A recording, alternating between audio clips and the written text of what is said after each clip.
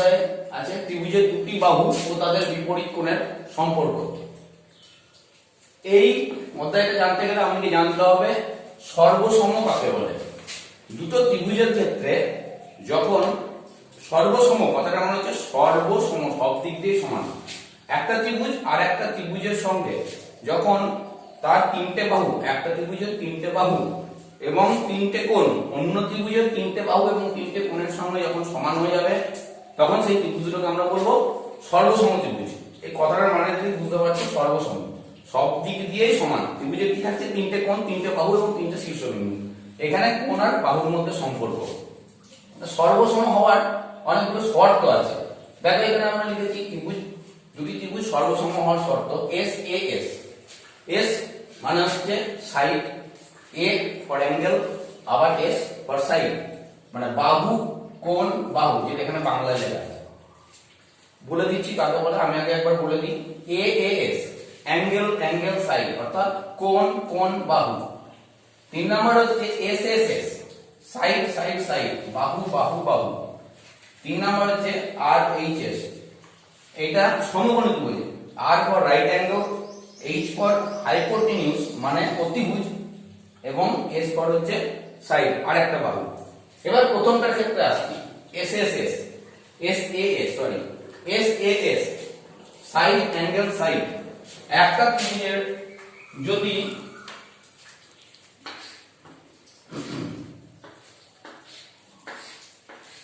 এখানে আমি উদাহরণ আগে লিখে দিচ্ছি তোমাদের। এখানে দুটো ত্রিভুজ আছে, এ বি সি একটা ত্রিভুজ এবং পি কিউ আর একটা ত্রিভুজ, দুটো ত্রিভুজ। এবার এ বি সি ত্রিভুজের এ বি বাহু এবং পি কিউ আর ত্রিভুজের পি কিউ বাহু দুটো সমান।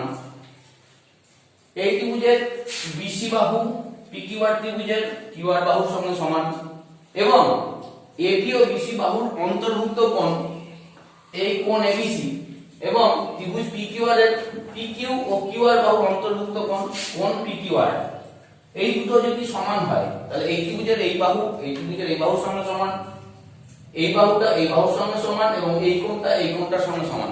অর্থাৎ একটা ত্রিভুজের দুটো বাহু এবং তাদের অন্তর্ভুক্ত কোণ আর একটা ত্রিভুজের দুটো বাহু তার অন্তর্ভুক্ত কোণের সঙ্গে যদি সমান হয়, তাহলে ত্রিভুজ দুটোকে বলবো সর্বসম। অটোমেটিক্যালি সর্বসম মানে বাকি এই বাহুটা এই বাহুটার সঙ্গে সমান হবে, এবং এই কোণটা এই কোণটার সঙ্গে সমান, এই কোণটা এই কোণটার সঙ্গে সমান। প্রথম শর্তে গেল। এবার আসছি দ্বিতীয় শর্তে, এ এ এস অর্থাৎ কোণ, কোণ, বাহু। একটা ত্রিভুজের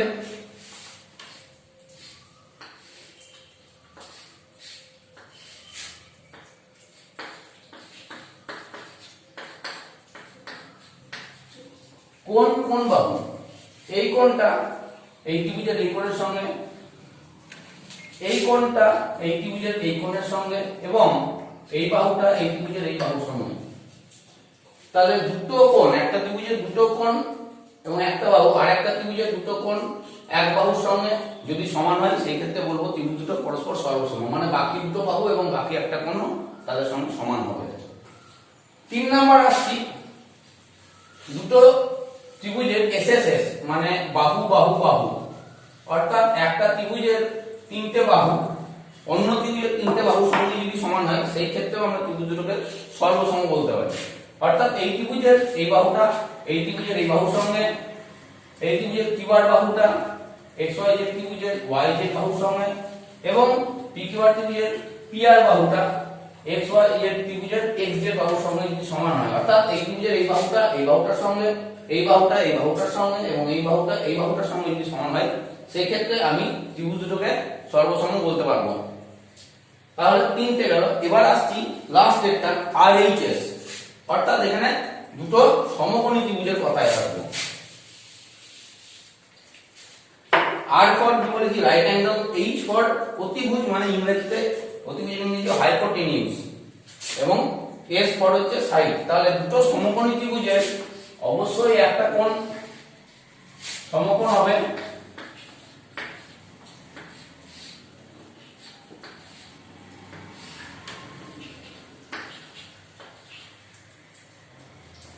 এখানে তো সমকোণী ত্রিভুজ গেছি, যার এর এই কোণটা সমকোণ এবং এর এই কোণটা সমকোণ। তাহলে এই দুটো সমকোণী ত্রিভুজের অবশ্যই এই কোণটা সমান। এইবার অতিভুজ, এইটা হচ্ছে অতিভুজ, এই অতিভুজটা সমান দুটো ত্রিভুজের। তাহলে এই ত্রিভুজের এই কোণ এই ত্রিভুজের এই কোণের সঙ্গে অটোমেটিক্যালি সমান, যেহেতু সমকোণ। অতিভুজটা এই ত্রিভুজের অতিভুজের সঙ্গে সমান, এবং যে কোনো একটা বাহু যদি সমান হয়, ধরে নিচ্ছি এই বাহুটা এবি বাহুটা এম এর বাহুর সঙ্গে সমান, সেই ক্ষেত্রে আমরা এই ত্রিভুজ দুটোকে পরস্পর সর্বসম বলতে পারবো। তাহলে সর্বসম হওয়ার চারটে সূত্র কি করে হয় সেটা বুঝিয়ে দিলাম। কি কি? এসএস সাইড অ্যাঙ্গেল সাইড বা বাহু কোণ বাহু, অ্যাঙ্গেল অ্যাঙ্গেল সাইড কোণ কোণ বাহু, এসএসএস বাহু বাহু বাহু, এবং আরএইচএস সমকোণ। সমকোণী ত্রিভুজের ক্ষেত্রে এই সূত্রটা কাটবে থাকি। সমকোণী ত্রিভুজের দুটো ত্রিভুজের সমকোণ, অতিভুজ এবং যে কোনো একটা বাহু যদি সমান হয় তাহলে এই ত্রিভুজ দুটোকে আমরা সর্বসম ত্রিভুজ বলতে পারবো। অবশ্যই ত্রিভুজ সর্বসম হওয়ার ক্ষেত্রে এই চারটে সূত্র তোমাদেরকে মনে রাখতে হবে। এবার এই সংক্রান্ত দুটো উপপাদ্য আজকে আমি তোমাদেরকে বুঝিয়ে দিচ্ছি।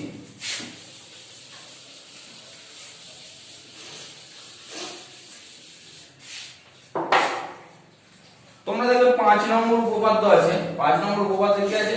কোন ত্রিভুজের দুটি বাহুর দৈর্ঘ্য সমান হলে তাদের বিপরীত কোণগুলির পরিমাপ সমান হবে। 5 নম্বর উপপাদ্যটা 5 নম্বর, কোন ত্রিভুজের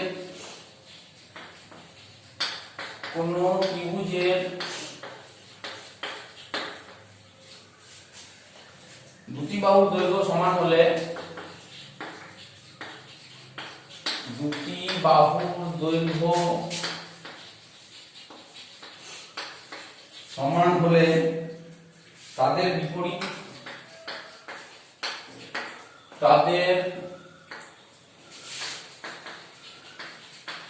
বিপরীত কোণগুলির পরিমাপ সমান হবে। তাদের বিপরীত কোণগুলির পরিমাপ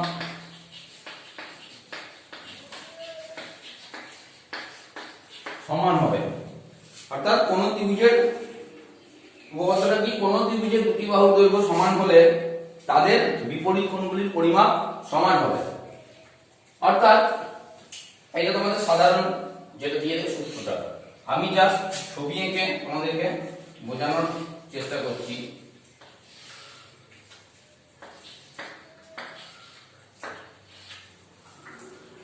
ত্রিভুজ এবিসি দেওয়া আছে।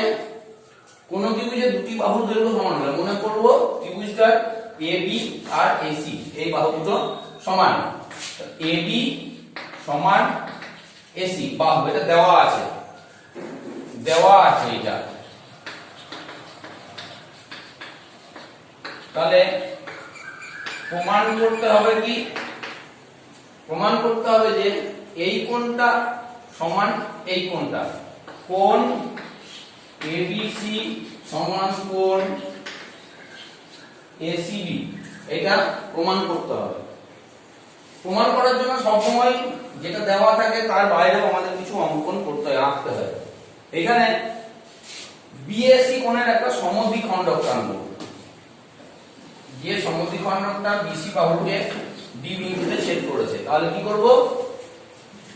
বিএসি কোণের সমদ্বিখণ্ডক টানলাম যেটা বিসি বাহুকে ডি বিন্দুতে ছেদ করেছে। সমদ্বিখণ্ডক টানার মানে হলো এই কোণটা এবং এই কোণটা, কোণ বিএসি সমান কোণ বিএডি সমদ্বিখণ্ডক টানার ফলে কি হলো? সমদ্বিখণ্ডক কোণ বিএসি এর সমদ্বিখণ্ডক টানলাম, তার জন্য তাহলে কোণ বিএডি সমান কোণ সিএডি পেয়ে গেলাম। এই কোণটা সমান এই কোণটা পেয়ে গেলাম। এবার এখানে দুটো ত্রিভুজ তৈরি হলো। একটা ত্রিভুজ হচ্ছে কোণ এবিডি,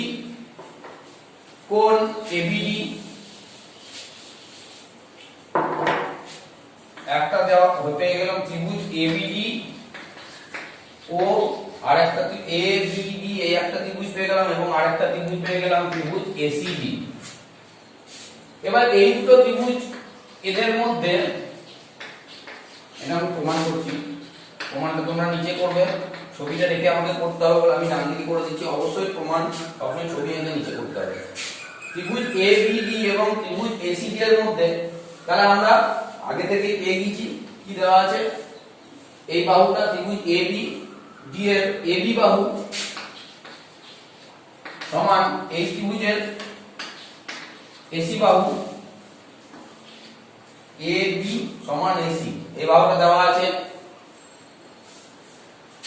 সমদ্বিখণ্ডক AD টানার জন্য আমরা পেয়ে গেছি কোণ BAD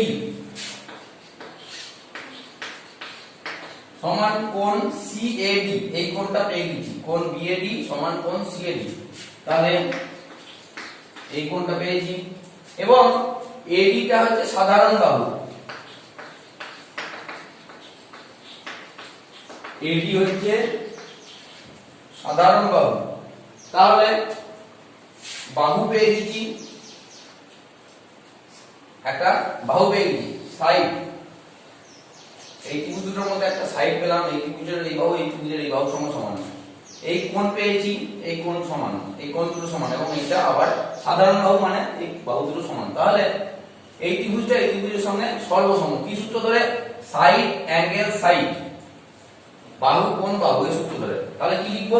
ত্রিভুজ, অতএব ত্রিভুজ ABD সর্বসম ত্রিভুজ ACD।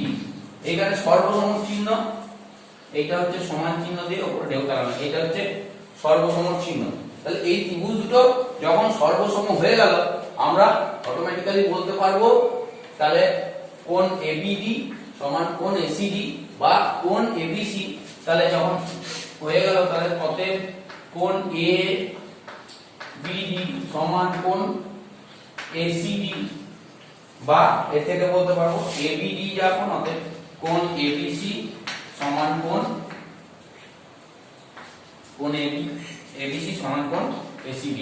তাহলে এটা হলো প্রমাণ। বুঝতে পারলেন? তাহলে এইভাবে এই প্রমাণগুলো করবে, বইয়ে লেখা আছে, আরেকবার করে পড়ে তোমরা এগুলো বারবার না দেখে লেখার চেষ্টা করবে, তাহলে ভালো হবে। দ্বিতীয় আরেকটা আছে, সেটা করবো এর উল্টোটা। দ্বিতীয় আরেকটা আছে, সেটা আরেকটা প্রমাণ করে দিচ্ছি আমি তোমাদের।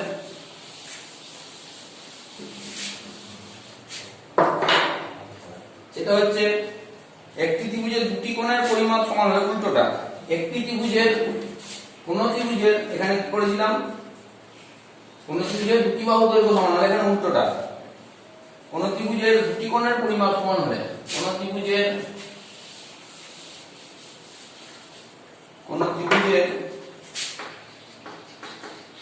এটা তোমাদের 6 নম্বর উপপাদ্য, কোন ত্রিভুজের দুটি কোণের পরিমাপ সমান হলে তাদের